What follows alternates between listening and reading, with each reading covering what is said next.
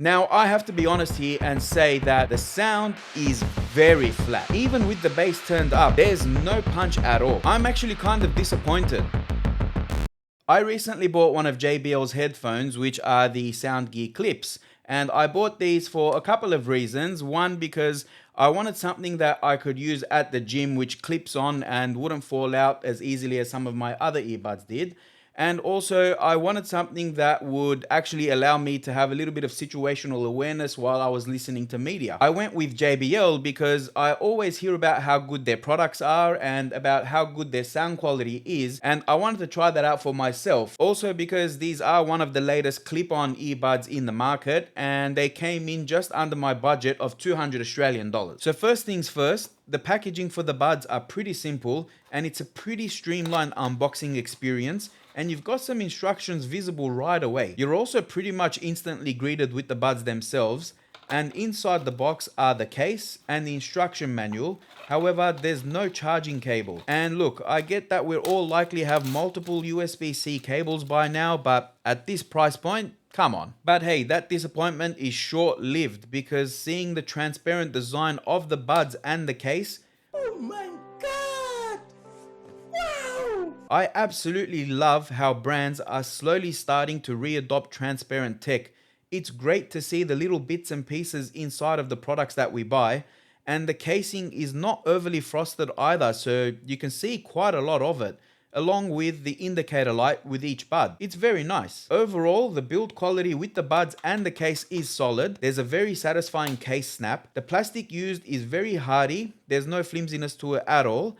And the buds themselves are super easy to get in and out. Oh, and shaking the buds aggressively in the case, they hold in place quite nice and tight until I went a little bit crazy with it and only one of them popped out. But yeah, good magnets. Okay, the case itself, you've got USB-C charging, you've got a transparent design, it's got a nice, almost soft base to it, not rubber, but softer than the case. It is a nice wide and flat shape, so it would fit into pockets comfortably compared to some pill designs out there. It's got a nice Clips logo accent on the back, and where the buds sit, it's not too buried in the case, so you can clean it quite easily. The clips themselves have 11mm dynamic drivers, with each earpiece weighing about 6.5 grams, and each one has identifiable left and right markers, along with blue and red color dots too. You've got the JBL logo on the arches, and the controllers themselves that sit behind your ears have that same almost foam softer plastic for better comfort. Now you do have Bluetooth 5.4 support. There's 4 microphones altogether. The buds are all touch controlled, and you've got IP54 water and dust resistance. And one of my favorite things is the support for multi-device connection, which paired to my phone without a hassle. But the S26 Ultra did a lot of the heavy lifting at first, because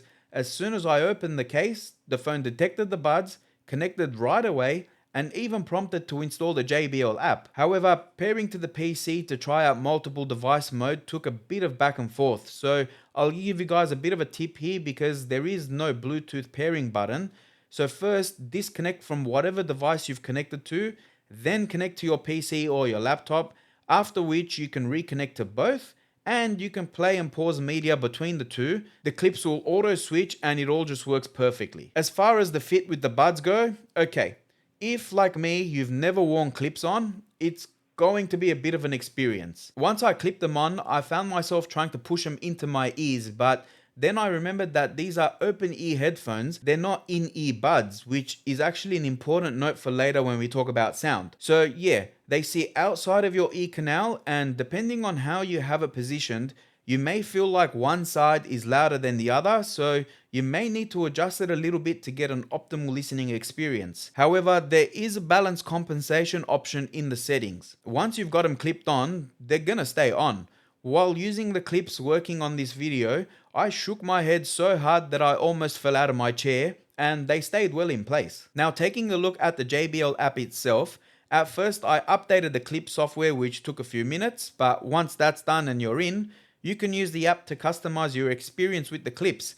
And there isn't much here with these, but You have the standard audio options like EQ settings and your core quality and sound settings. But one of the very cool things that I like, which I think I might make good use of, is the relaxing mode. You can also use the app to find your earbuds too. Look, as far as wearing comfort goes, it is noticeable that something is on your ears. Just like in earbuds, you feel like there's buds in your ear canal, but with this, it's a bit of a different feel. It is noticeable.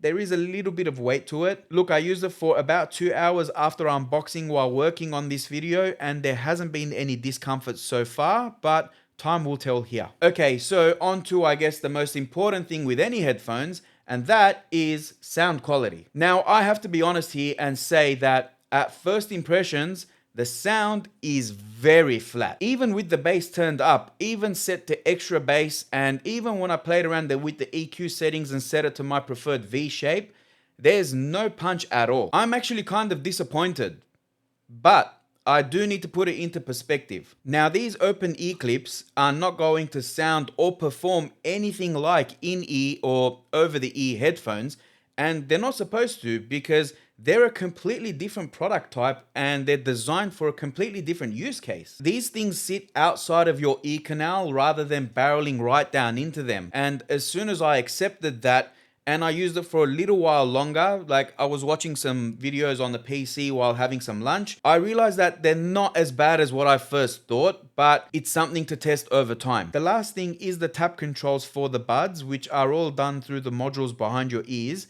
And by default, the right one is set to control volume and the left one is set to control media. And you use both to control calls, but this can be changed based on your preferences in the settings. But yeah, guys, as far as first impressions go, that's pretty much it. And as usual, I'm going to use these over the coming month, and I will do a proper long-term review. So if you do have any questions, drop them all in the comments below to let me know, and I'll do my best to help answer them, or I might even cover them in the upcoming videos. So be sure to subscribe so you don't miss that, and I'll see you all next week.